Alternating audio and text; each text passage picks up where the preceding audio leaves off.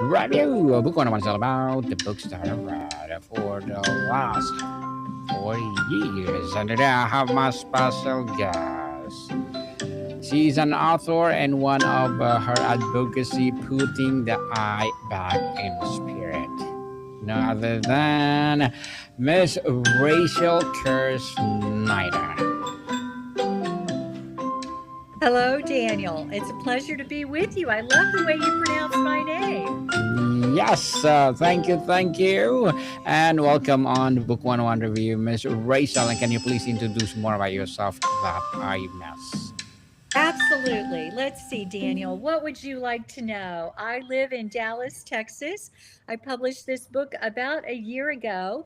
It is the story of my journey with my late husband, John, after his diagnosis of ALS.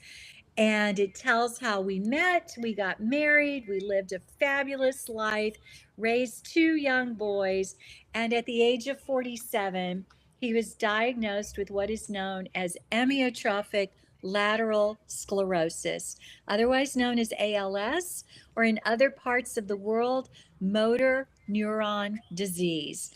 It is still a fairly rare disease in that only about 30,000 people have it right now in the United States, and about 5 to 6,000 people are diagnosed with it every year. It is a disease for which there is still no known cause and there is still no known cure. It is deadly.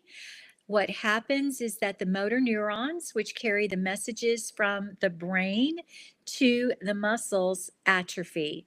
So the body starts to self paralyze while the brain remains intact and acute. It knows exactly what is going on. So imagine, Daniel, that you have an itch at the end of your nose. You can't lift your arm to get your finger to scratch it. And because the diaphragm is a muscle that moves our lungs and causes them to breathe, eventually a person is no longer able to breathe. They suffocate, and that is how this disease ultimately kills them. So, this is the story of how my husband. How we made the journey with this disease. He was 47 when he was diagnosed, and he was 50 when he died.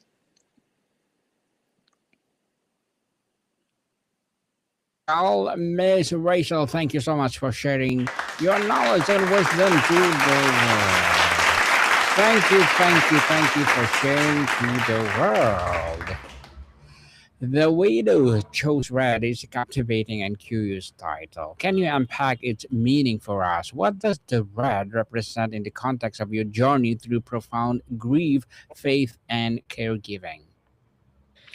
That's a great question, Daniel. And I will tell you the photo that's on the cover of the book is the actual photo that was taken moments before we had John's celebration of life service.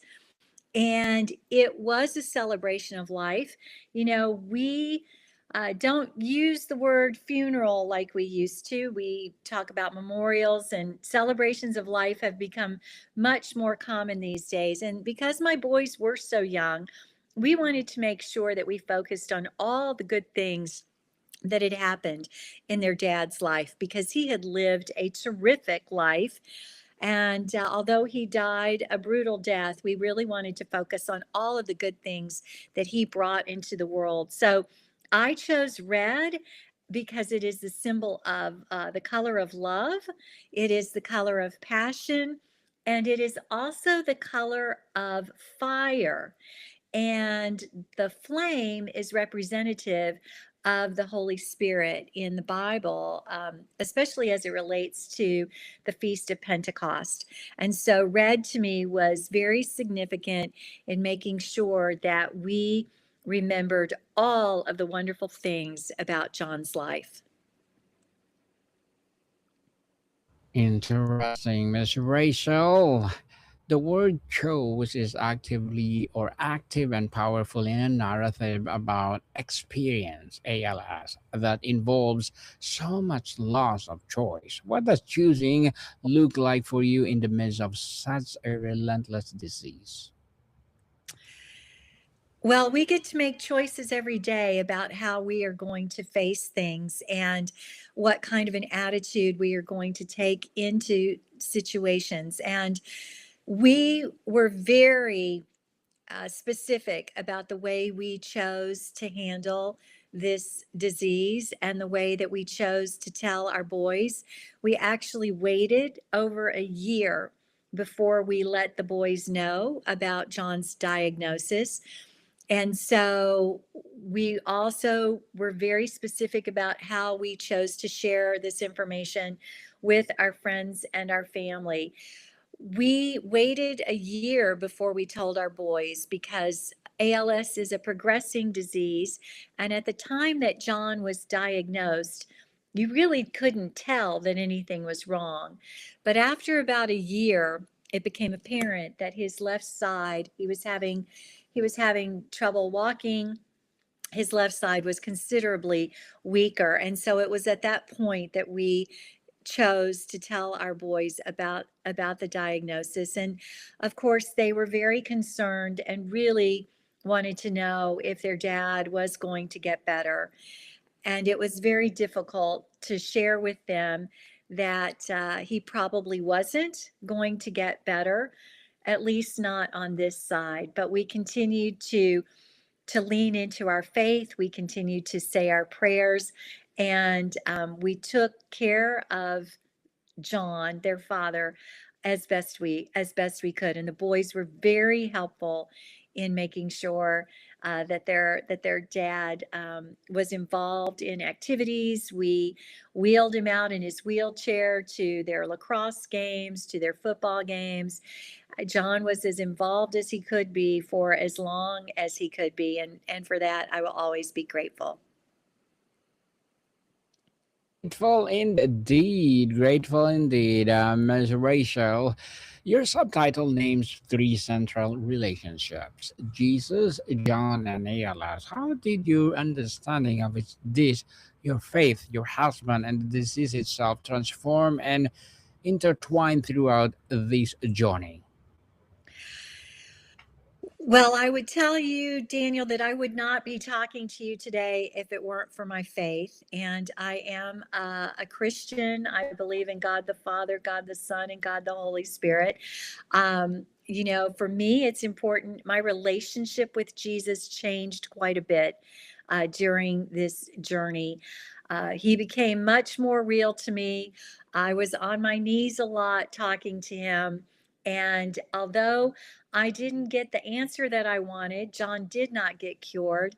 I knew that Jesus could see things in my life that I couldn't. He could see what was going to be happening in my life after John was gone.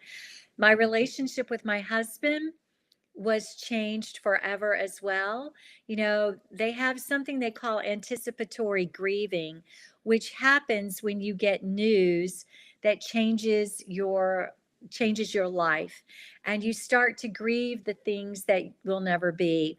And for John and I, we were married for 21 years before he got this diagnosis. So we thought we would be growing old together. He thought he would watch his sons grow up and become fathers themselves. There were so many things that we had expected for our life still to give us, and yet we realized that that was not going to be. We were able to have very hard discussions with each other, a lot of times that couples don't want to talk about. And those tough conversations about how do you want to be remembered, what kind of memorial would you like? My husband was a very simple man. He was a very private man. So it was important for us to have a clear understanding of what he wanted some of these things to look like and how he really wanted to be remembered. And those were conversations that Sometimes you have to have more than once, Daniel, because they can be very emotional, and they're very hard. They're very hard to do. So if somebody that you know is going through a tough time like this, I would challenge you to honor the wishes of the person that might be ill or that might be suffering, and really try to lean in and listen to what it is that they would like. And then, of course, ALS, I learned things about it. I didn't know anything about this disease. And what I realized is that the diagnosis has stayed the same for the last 17 years since my husband got it. The technology to take care of someone with ALS has changed. They have better means to move them, lift them, communicate with them. There are, advances that have been made in wheelchairs and in eye gaze technology. So those are all terrific. But nonetheless, when you are given a diagnosis that gives you 2 to 5 years to live, it really does change your life and change your world and change your priorities. Change priority for sure. Let's talk about love in action, not just emotion. ALS caregiving is a physically and emotionally exhaustive. How did the daily practical acts of care redefine or deeper your understanding of marital love and commitment?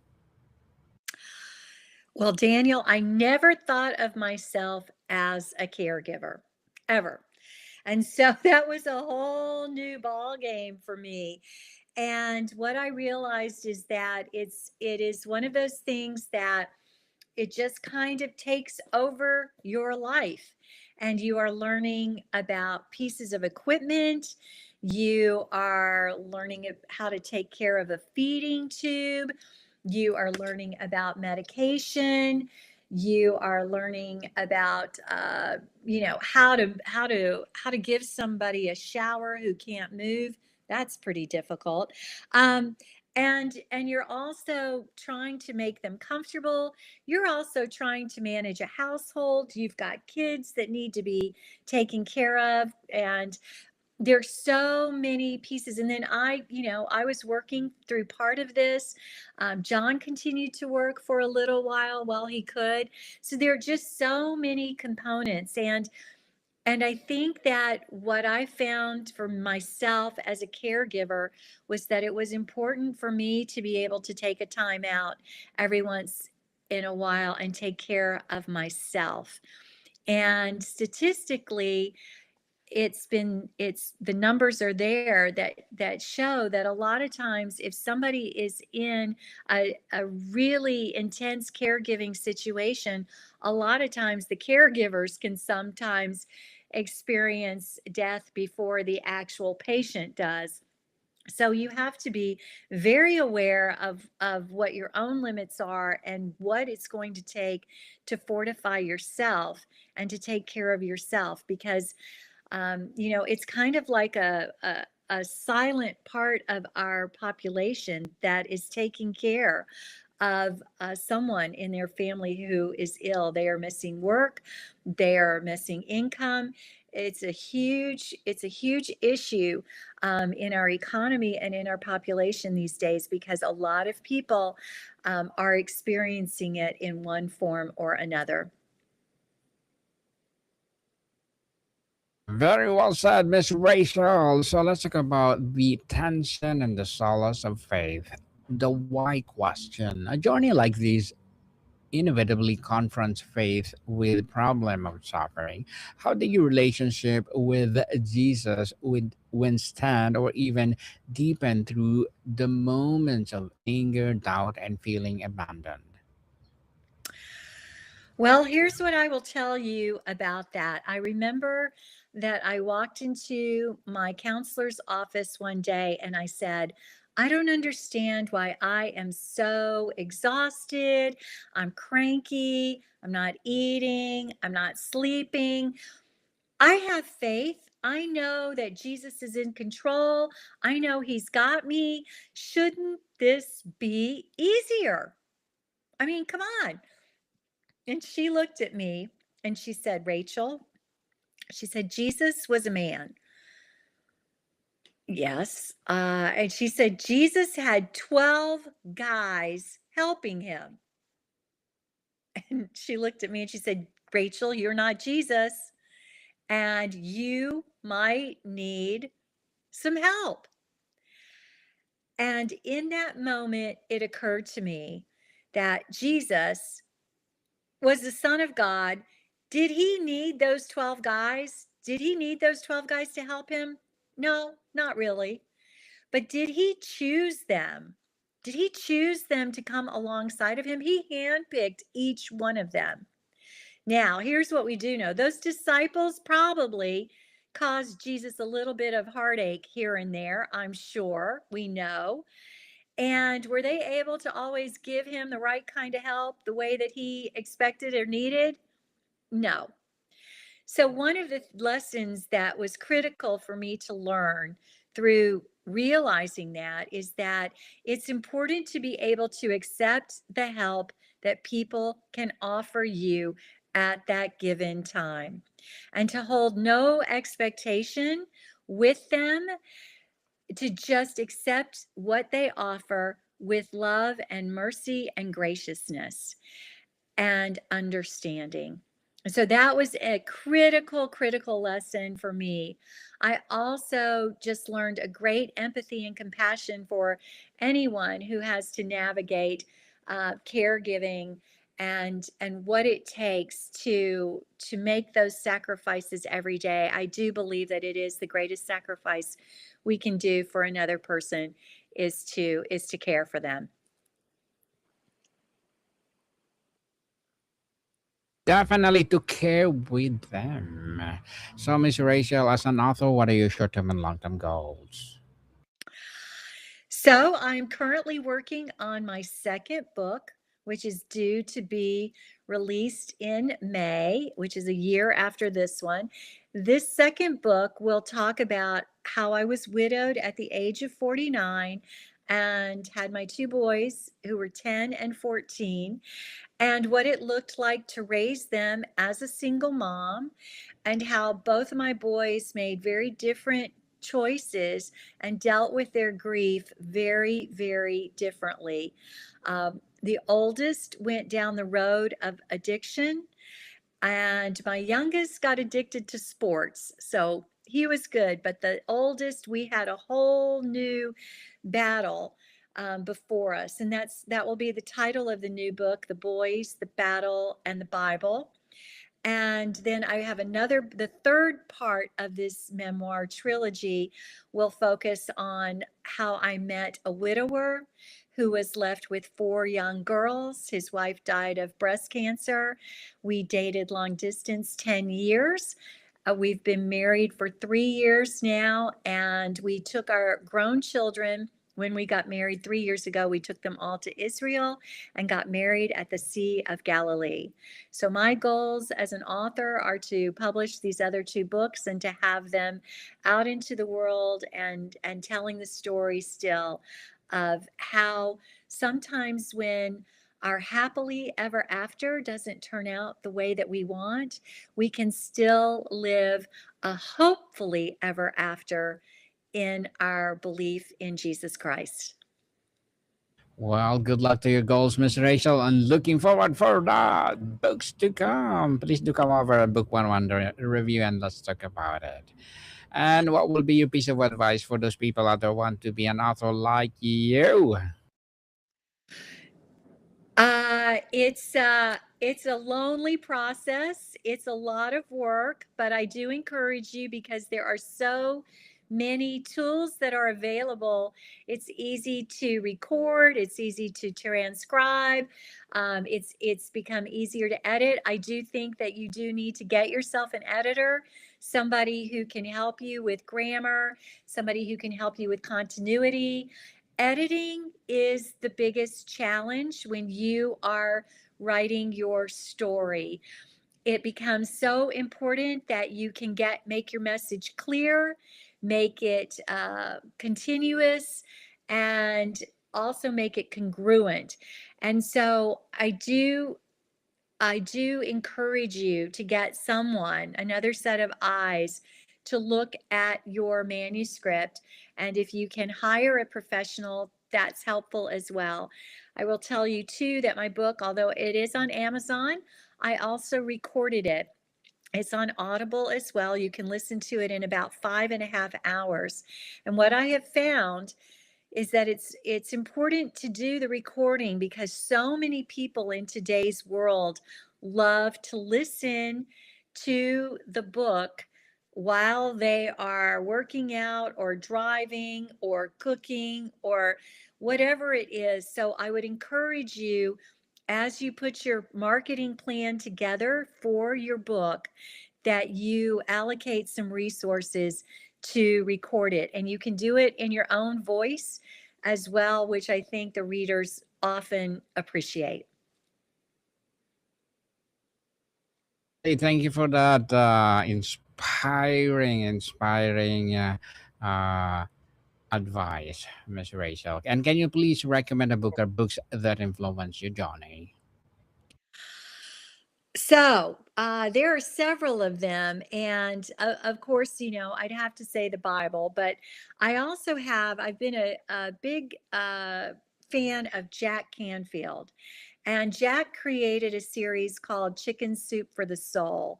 And actually, the foreword of my book was written by a co-creator of that series, Chicken Soup for the Soul, Patty Aubrey. She's a dear friend of mine.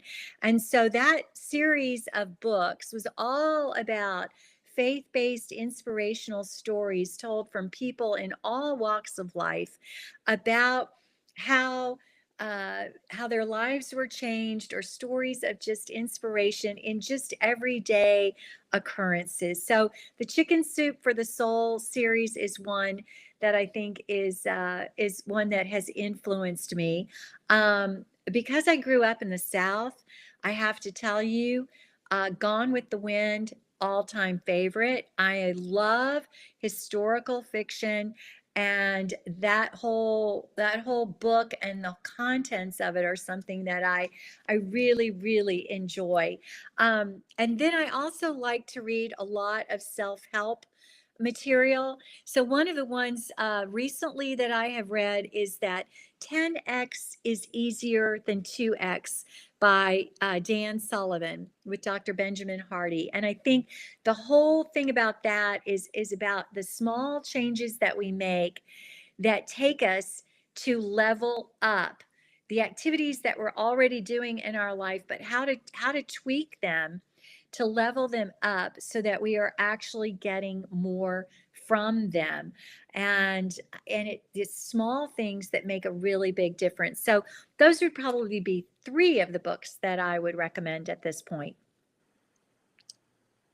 Thank you so much for that, Miss Rachel. Thank you. So tell us, why was the important for you to write this book? What was the process of writing more an act of healing for yourself? Is it a testament to John or a lifeline you wanted to throw out to others? A little bit of both, actually. I wanted my boys to have a copy of our story. And that is what this book does. It has it down on paper, the story of our life together, how we met, how we got married, how I followed him in his career, how they came into the world, changed our lives, and then ultimately how we managed together through this deadly diagnosis. So I did want to have that down on paper for them, but I also did want to provide hope and inspiration for other people who are finding themselves in the midst of something that they never imagined and wondering how or if I'm going to be able to get through this. My encouragement is to have your faith fortified so that you are ready, so that when the storms come, and they do, I don't believe any of us get out of this life without some kind of a struggle. But our struggle and our suffering is never wasted. We all have a story to share with the world. We have no idea who will benefit from it. And so, if you can get it down on paper and publish a book, I would encourage you to do that because it's part of it can be a part of a testimony to somebody else's life, but it can also be part of the legacy of what you leave behind as well.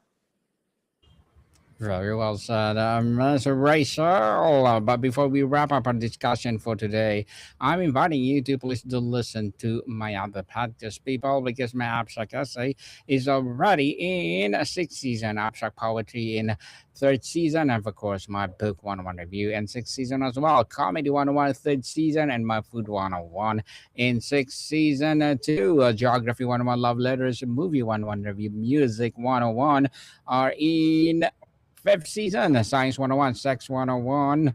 In fourth season, Spiritual Awakening, Trivia 101, Law 101, Mental Health 101, Motivation 101, Entrepreneurship 101, as well as the Bible Verses 101 are my baby podcasts. Please listen to them wherever you listen your podcast. So, Miss Rachel, when a readers finish the last page of The Widow Chose Red, what is the primary feeling or conviction you have to stay with them? What is the gift you want your story to give?